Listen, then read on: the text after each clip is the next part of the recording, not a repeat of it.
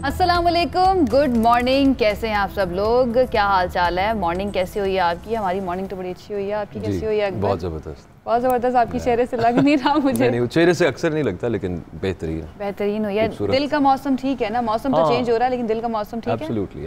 मतलब मौसम की बात हो रही है तो मौसम वाकई में काफी ज्यादा चेंज हो गया और एकदम से पता ही नहीं लगा कैसे सर्दी से गर्मी में ना वो कन्वर्ट हो गया। रास्ते में अब कहीं जा रहे हो तो एसी के बगैर ना बैठा नहीं जाता है, लेकिन सुबह के वक्त अर्ली मॉर्निंग चलें शुक्र अदा करें वो धुंध कम से कम खत्म हुई है जो पिछले दिनों चल रही थी। सर्दी इतनी जल्दी जब चली जाती है ना तो फिर मुझे नहीं आएगी भी, दोबारा आएगी, ऐसा मसला नहीं है। कितने टाइम के लिए आई थी? नहीं आएगी भी दोबारा, ये आना जाना चलता रहेगा। हाँ, पलटना झपटना झपट कर पलटना सर्दी का चलता रहेगा। आएगी लेकिन अगले साल आएगी। नहीं अगले साल तो नहीं, इसी साल आ जाएगी। वैसे तो वो नवंबर में, वो ये साल हो चुका है, अगला साल नहीं। चलिए वो अगला मौसम हो जाएगा ना, नेक्स्ट सीजन हो जाएगा। बहरहाल आज अपने टॉपिक्स पर जाने से पहले थोड़ा सा पीएसएल की अपडेट दे देते हैं। जबरदस्त मैच आगाज जो है हमें वो जब तक पीएसएल चल रहा है पीएसएल से ही करना है। तो पीएसएल में कल मुल्तान सुल्तान और ज़ल्मी का मैच हुआ और ज़ल्मी ने बहरहाल जीत ही लिया। अपना दूसरा मैच था उनका, लेकिन दूसरा मैच उन्होंने जीत लिया और बड़ा अच्छा उन्होंने परफॉर्म किया है। आज जो टाकरा होगा वो होने जा रहा है कराची किंग्स और इस्लामाबाद यूनाइटेड का। दोनों टीमें एक एक मैच जीत चुकी हैं। अब इन दोनों में से कौन, दोनों फाइनल्स भी जीत चुकी हैं। और वैसे जो कल का मैच था वो बड़ा ज़बरदस्त था। मतलब उसमें खूबसूरत बात ये थी कि 190 प्लस का टारगेट और बड़ी ज़बरदस्त बैटिंग की। और वही जो शोएब अख्तर ने पिछले दिनों इंडिया पे किया था ना कि मैं सोया और उठा और इतना स्कोर था, फिर उसके बाद ये हो गया। एग्जैक्टली मेरे साथ हुआ। मैं सिर्फ खाना खाने गया और उसके बाद थोड़ा सा चहलकदमी करके मैं वापस आया। इतना बड़ा टोटल मेरा नहीं था ख्याल ये कर सकते हैं, लेकिन एक विकेट के सिर्फ नुकसान पे उन्होंने इतना बड़ा टोटल वो अबूर कर लिया। कमाल बैटिंग की है, बहुत अच्छा कर लिया। बारह वो एक मैच क्योंकि हार चुके थे तो उन्होंने जो जावेद आफरीदी साहब हैं वो इतने पैसे लगा रहे हैं तो वो उन्होंने जरा क्लास ली होगी कि भाई हो क्या रहा है ये। तो आज 7 बजे कराची के नेशनल स्टेडियम में कराची किंग्स और इस्लामाबाद यूनाइटेड मध्य मुकाबले होंगी। कराची किंग्स का होम ग्राउंड है, डेफिनेटली उनको ये एज भी हासिल होगा। तो हम इंतजार करेंगे आज के मैच का। उससे पहले हम आ जाते हैं अपने शो की तरफ और कुछ टॉपिक्स पे बात कर लेते हैं। आज हम किन किन टॉपिक्स पे अकबर बात करेंगे? पहले तो हम बात कर रहे हैं इलेक्शंस के हवाले से, जो आजकल बातचीत चल रही है। इलेक्शंस अब कुछ तरीका कुछ ऐसा हो, यस एग्जैक्टली होनी चाहिए, लेकिन वैसे दुनिया भर में हुई नहीं है। नहीं हुई। हम बात करने लगे जी इलेक्ट्रॉनिक वोटिंग मशीन्स की। पूरी दुनिया के अंदर अब तकरीबन तमाम दुनिया के अंदर इलेक्ट्रॉनिक वोटिंग मशीन्स का इस्तेमाल होता है। पाकिस्तान में अब तक नहीं हुआ, लेकिन पाकिस्तान में एक होम मेड आप कह लें, इंडिजिनसली मेड कह लें, मशीन बन चुकी है इलेक्ट्रॉनिक वोटिंग की। वो किस तरह से काम करेगी वो मशीन और क्या मैकेनिज्म्स उसके होंगे और किन्होंने बनाई है, हम आपको उनसे मिलवाएंगे। उनके अलावा हमने आज बात करनी है कॉर्पोरल पनिशमेंट के हवाले से, यानी कि फिजिकल पनिशमेंट जो होती है। आप स्कूल में कभी मार पड़ी है आयशा? मुझे वैसे पढ़ाई भी नहीं पड़ी, लेकिन लेट आने पे शोर करने पड़ी है। और वो ठंड में जब डंडे पड़ते थे ना हाथों पे बड़ी बददुआएं निकलती थी दिल से। तो इसके ऊपर बिल मंजूर कर लिया गया कौमी असम्बली की जानिब से। नून लीग की रुकने असम्बली उन्होंने ये बिल पेश किया था, तो उनसे भी आज हम आपकी मुलाकात करवाएंगे। महनाज अकबर अजीज साहिबा वो हमारे साथ मौजूद होंगी। HIV एड्स, ये तशवीशनाक खबर है। HIV एड्स के मरीज जो हैं उनकी तादाद पाकिस्तान में दिन ब दिन बढ़ती जा रही है। 2019 में ये तादाद 1,65,000 थी और अब जो डेटा आया 1,90,000 से ऊपर ये तादाद जा और जेल्स में जो हम देख रहे हैं केसेस बढ़ते जा रहे हैं। और उसके अलावा कराची सिंध आपको याद है, मतलब यहाँ पे इस तरह का मामला चल रहा था कि वो एक डॉक्टर साहब जिन्होंने अपना बदला लेने के लिए लोगों को एड्स इन्फेक्टेड सिरिंज लगाना शुरू कर दी। एग्जैक्टली बिल्कुल ऐसी है। इस सारी सिचुएशन पे हमें बात करनी है और इसके साथ हमारे साथ मौजूद भी होंगे इनके एक्सपर्ट्स कि हो क्या रहा है इस वक्त और किस तरह से इसको कंट्रोल किया जाना चाहिए। और आपकी मुलाकात हमें करवानी है कराची के नौजवान बाइकर से। 18 साल की हैं ये और ये अपने सारे काम खुद करती हैं और कहती हैं मुझे किसी की ज़रूरत नहीं है। और वो ऐसे बाइक चलाती हैं जैसे कोई एक्सपर्ट राइडर जो है ना वो बाइक चला रहा हो। मुझे लगता है कि ये आपको राइडर सुन के कुछ और तो याद नहीं आ गया? नहीं मुझे बाइकर सुन के याद है। मुझे डर लगता है वैसे बाइक पे बैठने से। अच्छा, हाँ। आपको बाइक चलानी नहीं डेंजरस सवारी नहीं, मुझे बहुत अच्छी तरह आती है बाइक। अच्छा, फिर आपको एक दो एक्सपीरियंसेस बुरे हो चुके हैं पहले। मैं आपके वैसे गाड़ी के साथ भी पूरे एक्सपीरियंसेस हो चुके हैं।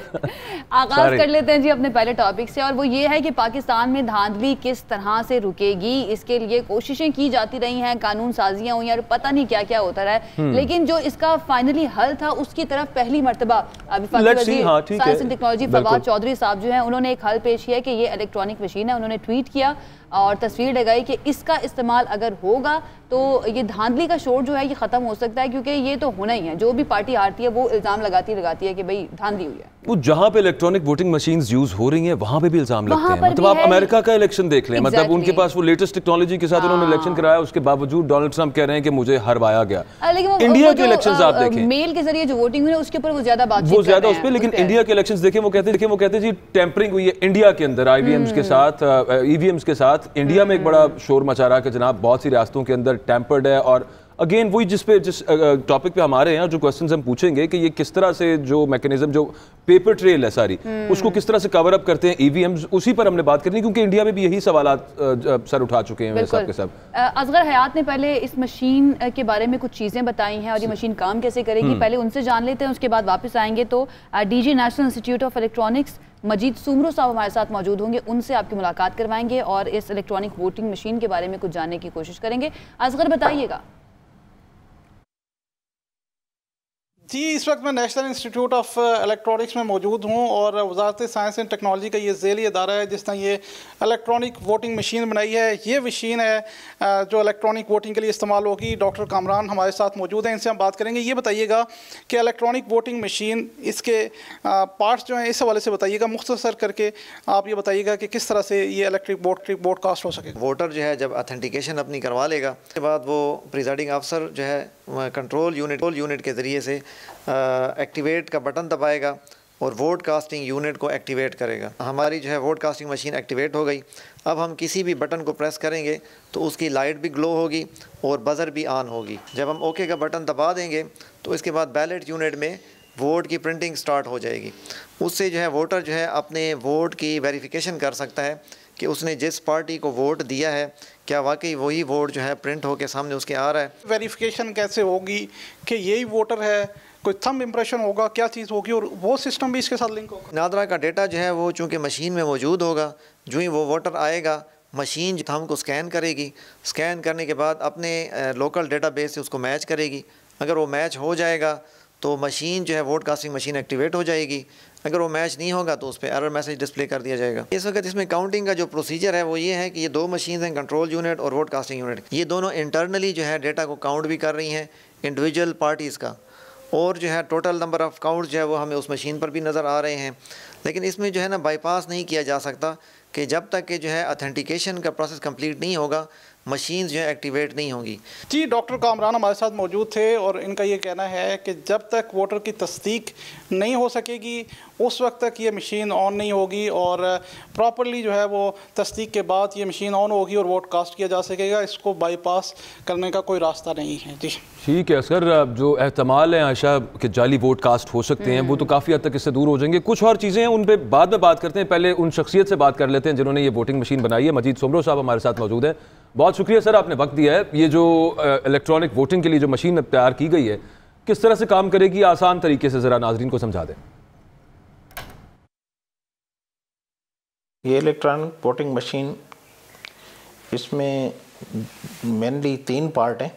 एक प्रिजाइडिंग ऑफिसर के पास है, एक वोटिंग बोर्ड है जिस पे निशान वगैरह दर्ज हैं, और तीसरा इसमें प्रिंटिंग का यूनिट है।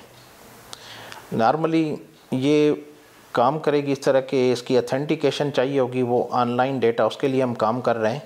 नादरा के साथ मीटिंग करनी है और फर्दर इसमें एक कमेटी बनी हुई है, उस कमेटी के साथ मिलके हमने इसकी जो फर्दर इम्प्लीमेंटेशन है उस पे काम करेंगे कि इसको इलेक्शन में किस तरह इस्तेमाल किया जा सकता है ऑनलाइन, जिसमें वोटर्स की वेरिफिकेशन वगैरह हो, ऑथेंटिकेशन हो, उसके बाद वो वोट दे सके। अच्छा मजीद साहब, आमतौर पर हम ये देखते हैं कि जो कागज़ के बैलेट पेपर्स होते हैं उन पर काउंटर फाइल होती है जिसमें वोटर का डेटा जो है वो मौजूद होता है या वो दर्ज किया जाता है। इस मशीन में क्या तरीकाकार है, वोटर के डेटा का इंदराज किस तरह से होगा? में जो वेरिफिकेशन होगी वो नादरा के डेटाबेस से होगी, ऑनलाइन होगी वो, या जैसे फाइनल फैसला हुआ इलेक्शन कमीशन के साथ कि इसमें वो डेटा पहले फीड कर दिया जाएगा वोटर्स का जो होगा, जिसके डेटा की वेरिफिकेशन के बाद ही वो डेटा वो बंदा वोट दे सके। बिल्कुल ठीक है। अच्छा, वैसे तो अभी अगर इनको इस्तेमाल किया जाए तो चंद हल्कों में किया जाएगा, लेकिन ओवरऑल पाकिस्तान में अगर आम इंतखाबात के लिए इन्हें इस्तेमाल किया जाए तो कितनी मशीन्स दरकार होंगी पूरे पाकिस्तान के लिए? कितने अरसे में इनको तैयार किया जा सकता है यहाँ पर लोकली? कम से कम 3.5 लाख मशीनें दरकार होंगी इलेक्शन के लिए, कम से कम। और हम चूँकि रिसर्च एंड डेवलपमेंट ऑर्गेनाइजेशन है, तो ये जो हमने मशीन बनाई है ये बेसिकली इनिशियली एक टेक्नोलॉजी डेवलपमेंट है। इसके लिए हम या तो किसी कंपनी से, वेंडर से कोई MOU करेंगे या टेक्नोलॉजी ट्रांसफ़र करेंगे, जिसके बाद जितनी मशीन्स दरकार होंगी उतनी बनाई जा सकें। अच्छा मजीद साहब, हम ये देखते हैं कि पाकिस्तान में इंतखाबात हमेशा से ही मुतनाज़ रहे हैं, धांधली के इल्ज़ामात जो हैं वो हर तरफ से लगते हैं जो भी पार्टी हार जाती है। तो इन इल्ज़ामात से बचने के लिए ये मशीन से कितनी उम्मीदें हम लगा लें, कितनी मुआवन साबित हो सकती है? मशीन चूँकि इसमें ऑनलाइन एक तो वोट कास्ट हो रहा है, दूसरा ये खुद ब खुद वोट काउंट भी कर रही है, तो उसमें ये चांसेस कम है कि कोई प्रिजाइडिंग ऑफिसर भी या कोई आदमी इसके वोटों की गिनती को आगे पीछे कर सके। क्योंकि जो वोट काउंट होंगे वो एक तो मशीन बताएगी, दूसरा उसको वेरीफाई करने के लिए जो बैलेट बॉक्स प्रिंट होगा उसको उससे वेरीफाई किया जा सकता है। तो मेरा ख्याल है कि इस मशीन से वो धांधली और जो फ्रॉड के चांसेस हैं वो कम हो सकते हैं। बहुत शुक्रिया। मजीद सुमरो साहब हमारे साथ मौजूद थे। और अगर अकबर, वैसे तो मुश्किल नज़र आ रहा है अगले इंतखाबात से पहले जो जनरल सबसे पहले तो कंसेंसस चाहिए, कंसेंसस चाहिए दोनों मतलब ऑपोजिशन का, हुकूमत का, उस पर लेजिस्लेशन होगी कि इनके थ्रू करवानी है कि नहीं करवानी। और फिर एक और चीज़ आयशा, तमीज़ तरीका सिखाने की ना अभी बहुत ज़रूरत है यहाँ पे। इंडिया में आपको पता क्या हुआ है, यहाँ पे क्या होता है, यहाँ पे सरकारी ऑफिसर्स के अंदर ना वो लगाते हैं थंब इम्प्रेशन से अटेंडेंस के लिए। लोग पता है क्या करते हैं, आप पाकिस्तान की बात कर रहा हूँ, उसमें एल्फी डाल के चले जाता है। आप सिर्फ सोचें, मैं ये बात नहीं करना चाह रहा, लेकिन ये मामला इंडिया में हो चुके हैं। DNA तकरीबन हम सेम ही है ना, एक ही तरह के लोग हैं। तो यहाँ पे पहले तमीज़ तरीका और कुछ सिखाने की ज़रूरत है।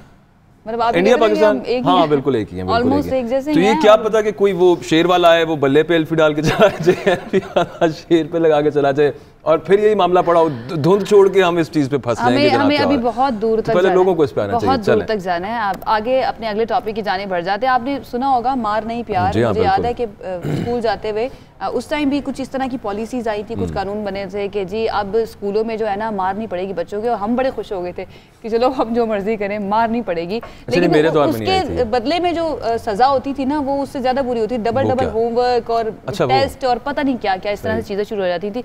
लेकिन एक मरतबा फिर से ये नारा जो है आजकल हमें सुनने को मिल रहा है। और होता तो वैसे इसके बरक्स ही है, स्कूल्स में मार पड़ती है जैसे कि अकबर भी कह रहे हैं। लेकिन नून लीग की रुकनी असम्बली है महनाज अकबर अजीज साहिबा, उन्होंने कौमी असम्बली में बिल पेश किया और ये बिल जो है बहरहाल मंजूर कर लिया गया और इस्लामाबाद में इसका स्टेप फॉरवर्ड है, इसमें तो कोई शक नहीं, बड़ा ज़बरदस्त। और हमारे साथ इस वक्त मौजूद हैं, बहुत शुक्रिया मैडम आपने वक्त दिया।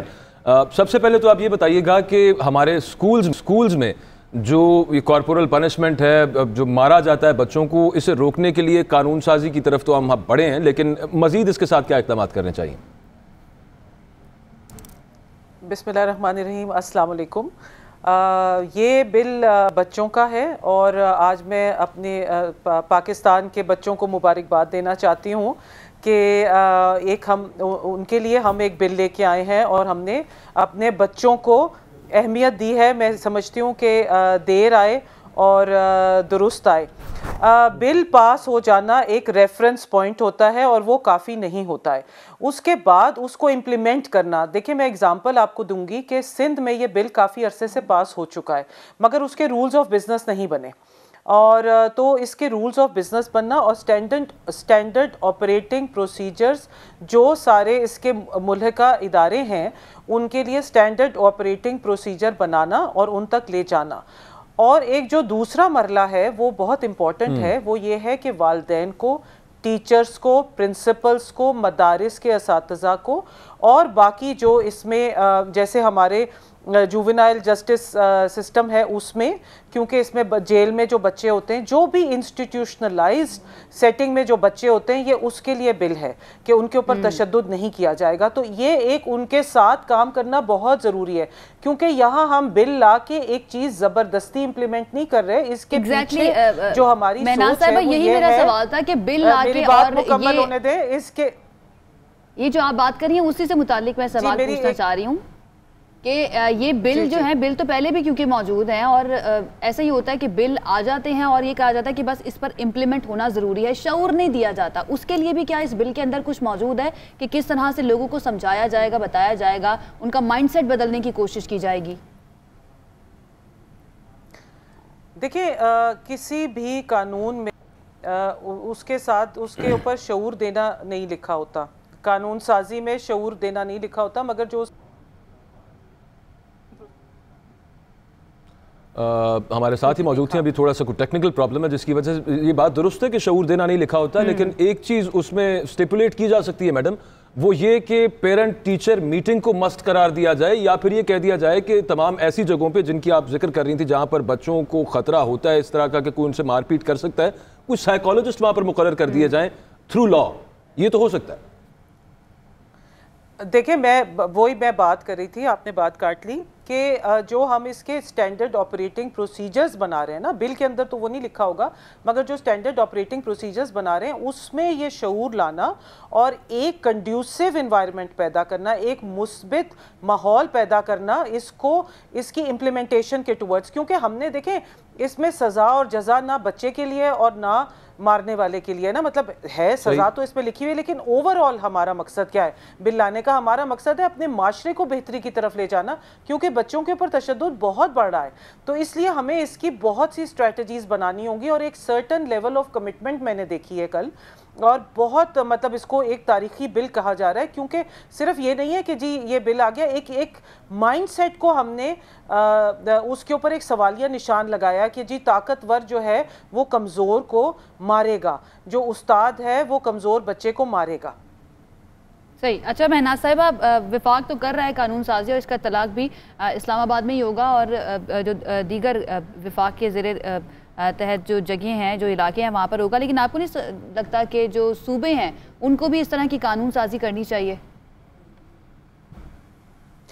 देखिए, ये इस बिल पहले तो मैं ये बताऊंगी, इसका थोड़ा सा बैकग्राउंड बताऊंगी कि ये बिल जब मैंने 2 साल पहले मैंने अवान में इंट्रोड्यूस कराया, एक प्रोसेस होता है उसके ज़रिए वो आगे चलता है और हर जगह से ओके होना होता है, बिल को बहुत मुख्तलिफ इदारों में जाता है, तो उसके लिए बड़ी इनेबलिंग एक इन्वायरमेंट क्रिएट हुई और ये हमारे जो मजहबी उल्मा हैं उन्होंने भी देखा, काउंसिल इस्लामिक आइडियोलॉजी काउंसिल ने भी देखा, और उसके अलावा जस्टिस अतर मिनिल्ला का इसमें बड़ा रोल है। 1 साल पहले उन्होंने बहुत एक्टिव रोल लिया और कहा कि जी बिल को आना चाहिए और जल्दी इसको लेके आएँ।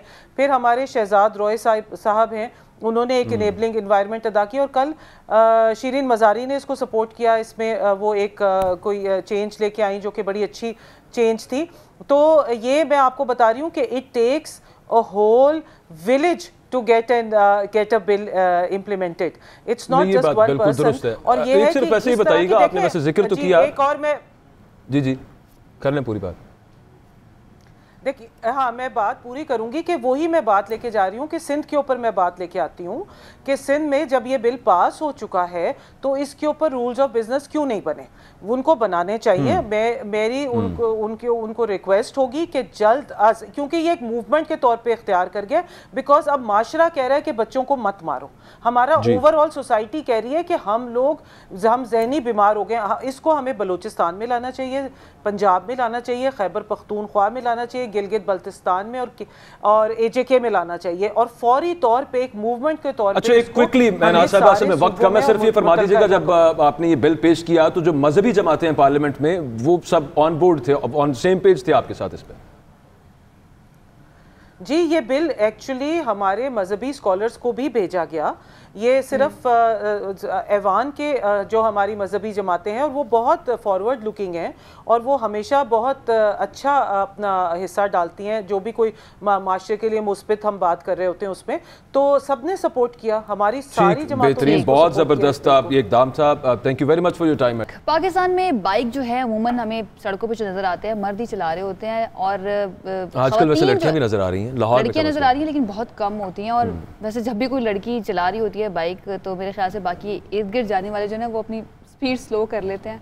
ऐसा क्यों होता है वैसे? बड़ी ज्यादती वाली बात है, असल में वो एक चीज़ है ना बिल्कुल नई जो पहले लोगों ने देखी नहीं है, तो इस वजह से वो हैरान हो जाते हैं, बेसिकली परेशान हो जाते हैं लोग कई दफ़ा, क्योंकि वो माइंडसेट चेंज होगा आहिस्ता आहिस्ता। लेकिन अब लाहौर में काफ़ी, एटलीस्ट लाहौर में काफ़ी हैं। हम अभी कराची की बात करें। कराची की 18 साल ताहिरा यूसुफ जो हैं वो बाइक नहीं चलाती हैं, बल्कि वो कौन सी बाइक है, हैवी बाइक कहते हैं? नहीं, वो हार्ले डेविडसन है, हार्ले डेविडसन चलाती हैं, बाइक है, और उनका ये दावा है कि वो पहली राइडर है जिन्होंने ये बाइक खरीदी है और वो इसको चलाती भी है। और मुश्किल होता है वैसे, मैंने इसको कभी ट्राई नहीं किया। मुझे देख के मुश्किल लगता है, ट्राई मैंने भी नहीं कभी किया, लेकिन वो काफी ऊपर हाथ ऐसे रखने पड़ते हैं और फिर वो काफी वो एक स्ट्रेच होता है हमारे साथ मौजूद है, हैवी भी काफी होती है। उनसे ये जाने कि मोटरसाइकिल तो बहुत सी लड़कियां चलाती हैं, मगर तायरा यूसुफ का स्टाइल है जरा हटके। जब वो भारी भरकम स्पोर्ट्स बाइक दौड़ाती है तो उनके अंदाज में उनका एतमाद बोलता है। बाइक जितनी हैवी हो, तायरा का टैलेंट और निखर कर सामने आता है। तायरा बेशतर हैवी बाइक्स चला चुकी हैं। उनका दावा है कि वो कराची की पहली राइडर है जिसने हार्ले डेविसन बाइक भी चलाई है। बाइक चलाने का शौक मुझे ऐसे ही आया क्योंकि यूनिक काम करने का मुझे शौक है कि मैं कुछ यूनिक करूं, एक जैसा काम नहीं करूं जो हर कोई करता है। और शुरू में हर्डल्स हुई, डर लगता था रोड पे निकलते हुए, लेकिन अब आदत हो गई है और अब ऐसे चलाते हैं जैसे बॉयज चला रहे होते हैं बाइक। ताहिरा की उम्र सिर्फ 18 बरस है, इंटरमीडिएट की तलबा है। मोटरसाइकिल चलाना बचपन का शौक था जिसे पूरा करने के लिए किसी मुश्किल की परवाह नहीं की। नौजवान बाइक राइडर अपने शौक के साथ साथ प्रोफेशनल बाइक रेसर भी बनना चाहती हैं। अमेरिका में होने वाली बाइक रेस में हिस्सा लेना उनका ख्वाब है। कराची की सड़कों पर बाइक दौड़ाती 18 साल ताहिरा ने तो अपना शौक कम उम्री में ही पूरा कर लिया, लेकिन वो अपनी जैसी दीगर लड़कियों को भी ये पैगाम देती हैं कि घरों से बाहर निकलें और अपना शौक पूरा करें। कैमरामैन तौसीफ अलीम के साथ साबरा बतूल, GNN कराची। जी, ताहिरा यूसुफ जो हैं वो हमने रिपोर्ट में तो देख ली हैं, वो हमारे साथ कराची स्टूडियो से मौजूद हैं, उनसे बात करते हैं। ताहिरा, सबसे पहले तो बहुत शुक्रिया हमें ज्वाइन करने के लिए। ये बताइएगा कि ये कौन कौन सी बाइक्स आप चलाती हैं और आपको डर नहीं लगता? क्योंकि अकबर मेरे साथ बैठे हुए हैं, वो कहते हैं कि मुझे डर लगता है। मुझे चलाने से डर नहीं, मुझे गिरने से डर लगता है। और गिरने से तो सबको इतनी हैवी वो आपने ऊपर गिरे तो पता नहीं क्या हो जाए। अच्छा, ताहिरा से पूछ लेते हैं। ताहिरा, आप बताइए, डर नहीं लगता? पहले तो अस्सलाम वालेकुम। मैं डर तो नहीं लगता बिकॉज़ कोई चीज़ मुश्किल नहीं होती और मैंने एक चीज़ का जब कर लेती हूँ कि मैंने ये करना है तो फिर मैं वो करके रहती हूँ। और यूनिक काम करने का बिल्कुल मुझे शौक़ है बचपन से ही कि मैं यूनिक काम करूँ जो कोई ना करे। अच्छा ताहिरा, ये कितनी किस्म की बाइक्स है? मतलब ये अनईजी नहीं होता? एक तो काफ़ी हैवी भी हैं, उनको ऑपरेट करना चलाते हुए तो ठीक है आप बैलेंस कर लेते हैं उसे, लेकिन जब आप खड़े होते हैं पार्क करते हैं तो वो काफ़ी हार्ले डेविडसन खास तौर पे और दूसरी जो आप हैवी बाइक चला रही हैं अच्छी खासी हैवी होती हैं, तो how do you handle that?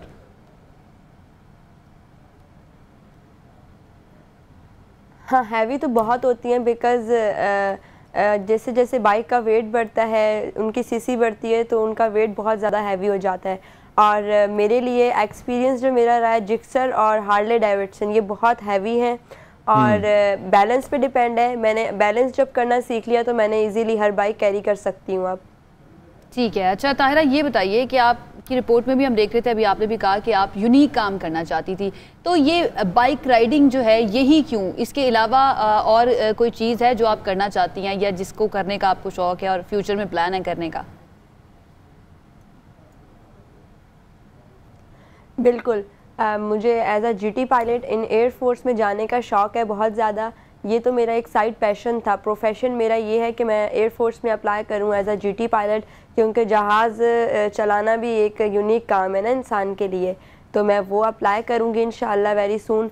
लेकिन ये है कि अभी मैंने बाइक का, क्योंकि मुझे ये था कि बॉय जब चला रहा होता है गर्ल पीछे बैठती है, तो मैंने कहा क्यों ना लड़की चलाए, और मैंने जब चलाई और इससे ये बहुत फायदे हैं। स्पीड और थ्रिल बेसिकली आपको पसंद है कि अभी तो आप बाइक्स चला रही हैं, उसके बाद आपका पूरा मूड है जहाज उड़ाने का। घर वालों के बारे में बताइएगा, आपको प्रेशर तो नहीं था? मतलब इजीली मान गए इस सेंस में कि डेंजरस हो सकता है रोड पे जाना, बाइक पे निकलना? बिल्कुल नहीं, फैमिली का मुझे बहुत सपोर्ट था, specially this credit goes to my mother. उन्होंने मुझे बहुत सपोर्ट किया और मैं जो यहाँ बैठी हूँ सिर्फ मैं अपनी अम्मी की वजह से हूँ, नथिंग मोर देन एल्स। और फादर ने भी सपोर्ट किया, भाइयों ने सपोर्ट किया, पूरी फैमिली की सपोर्ट थी मेरे साथ। और स्पेशली मेरे मामू, उन्होंने मुझे फर्स्ट बाइक उन्होंने मुझे लेकर दी।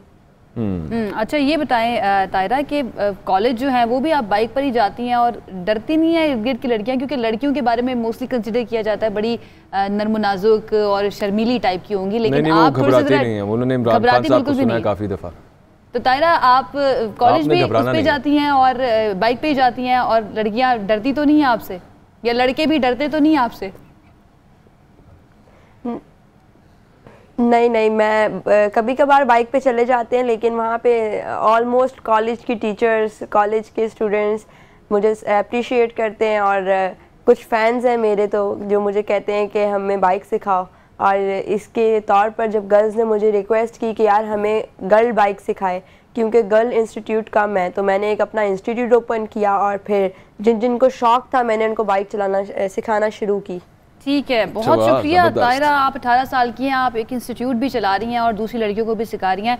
बहुत शुक्रिया हमें ज्वाइन करने के लिए, और आपको शौक हो तो आप कुछ भी कर गुजरते हैं। लेकिन ये लोग के साथ दूसरी खवातीन को इंडिपेंडेंट बना के सिखा रही हैं उन्हें, तो ये बहुत जबरदस्त मेरे ख्याल से ये तो किसी पे डिपेंडेंट नहीं होंगे। गवर्नमेंट लेवल पे ये काम शुरू हो, जैसे पंजाब में ये है, मतलब यहाँ पे हो चुका है, 3-4 साल हो गए हैं। वो बाकायदा बाइक्स दी भी है उन्होंने सब्सिडाइज्ड रेट पे, और उसके बाद बाइकिंग सिखाई भी है खवातीन को, और इसी वजह से अब हमें यहाँ पे नजर आती है। बताइएगा कि एक बहुत बड़ा जरिया एड्स या HIV फैलाने का जो इस्तेमाल शुदा सिरिंज होती हैं या ब्लेड्स होते हैं, किसी दौर में हम देखते थे हल्की फुल्की इस पर कोई कैंपेन कह लें या इश्तिहारी मुहिम होती थी। अभी आगाही फराहम करने के लिए पंजाब गवर्नमेंट कर क्या रही है, कुछ नज़र तो नहीं आ रहा। देखिए जी, बिल्कुल दुरुस्त बात है। HIV चूँकि इस तरह की डिज़ीज़ है कि वो लोगों के खून से फैलती है, और इसमें ख़ास तौर पे जो सिरिंजेस का इस्तेमाल है या सिरिंजेस का जो दोबारा इस्तेमाल होना है वो क्रिटिकल रोल प्ले करता है, और इस हवाले से जो अवेयरनेस है वो बहुत ज़रूरी है। बहुत ज़्यादा इस हवाले से अवेयरनेस जो है वो फैलाने की ज़रूरत है। हमारी डिपार्टमेंट की कोशिश होती है कि हम इस हवाले से अवेयरनेस सेशंस करें। मुख्तलिफ जो प्लेटफॉर्म्स हैं उनका इस्तेमाल किया जाता है, सोशल मीडिया प्लेटफॉर्म है, हमारा इलेक्ट्रॉनिक मीडिया है, प्रिंट मीडिया है, इन सब के ज़रिए हम ना सिर्फ एड्स के पैगामात देते हैं, HIV और एड्स के बारे में पैगामात देते हैं, बल्कि इसके बारे में जो मुख्तलिफ शक्क व शुबात हैं या लोगों के बारे में जो लोगों के इसके बारे में जो मिसकंसेप्शंस हैं उनको भी रिमूव करने के लिए हम पैगाम रसानी करते हैं।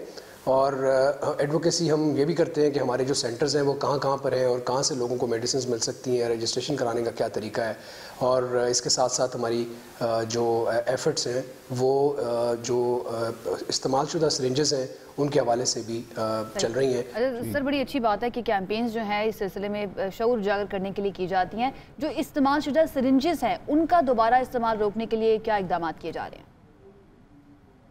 जी, बहुत अहम बात आपने बहुत अहम नुक्ता उठाया। दुनिया भर में अब जो है वो ऑटो डिस्ट्रक्टेबल सिरिंजेस का इस्तेमाल जो है वो होता है, और इस तरह इस सिलसिले में पाकिस्तान में भी अब हमने ये कोशिश की है। इस साल डिपार्टमेंट ने इंस्ट्रक्शंस दिए हैं तमाम जो हमारी हेल्थ फैसिलिटीज़ हैं, हमारे जो ज़िले हैं, वो कम से कम 50% जो सिरिंजेस हैं वो नॉन डिस्ट्रक्टेबल ख़रीदेंगे, और जो हमारा DG ऑफिस है वो तमाम की तमाम सिरिंजेस जो है वो नॉन डिस्ट्रक्टेबल ख़रीदेगा। ये इमीडिएटली मुमकिन नहीं है, क्योंकि आपको पता है कि मार्केट भी जो नॉन डिस्ट्रक्टेबल या ऑटो डिस्ट्रक्टेबल सिरिंजेस हैं उनकी अवेलेबल नहीं है, लिहाजा इसको बतदरीज करने का फ़ैसला किया गया है। लेकिन अगर ये बतदरीज भी हो जाता है तो हमारी बहुत कामयाबी होगी, और हम इंश्योर करेंगे कि इस साल हमारी कोशिश है कि ऑटो डिस्ट्रक्टेबल सिरिंजेस सिस्टम में आएँ, ताकि जो इनका रीयूज़ है उसको इम्पॉसिबल बनाया जा सके। और इसके साथ साथ इस साल फेडरल गवर्नमेंट ने भी इंस्ट्रक्शंस जारी किए हैं तमाम प्रोविंसेस को, क्योंकि ये ऐसा मसला है जो कि इंडिविजुअली पंजाब अकेला तो हल नहीं कर सकता, क्योंकि आप सिर्फ और सिर्फ पब्लिक सेक्टर नहीं बल्कि प्राइवेट सेक्टर में बेतहाशा सिरिंजेस का इस्तेमाल होता है। तो अगर ये पाकिस्तान लेवल पर इम्प्लीमेंट होगा तो इसका फ़ायदा ये होगा कि इसकी बतदरीज जो मार्केट है वो इन सिरिंजेस की वो ख़त्म हो जाएगी, और पाकिस्तान में सिर्फ ऑटो डिस्ट्रक्टेबल सिरिंजेस होंगी, जिसके बाद कि इनका रीयूज़ जो है वो। इसके साथ ही वक्त जो है हमारे शो का ख़त्म हो गया है। कल एक मरतबा फिर से हाजिर होंगे कुछ नए अहम टॉपिक्स के साथ। तब तक के लिए अपना ख्याल रखिए, हमें इजाज़त दीजिए। अल्लाह हाफ़िज़।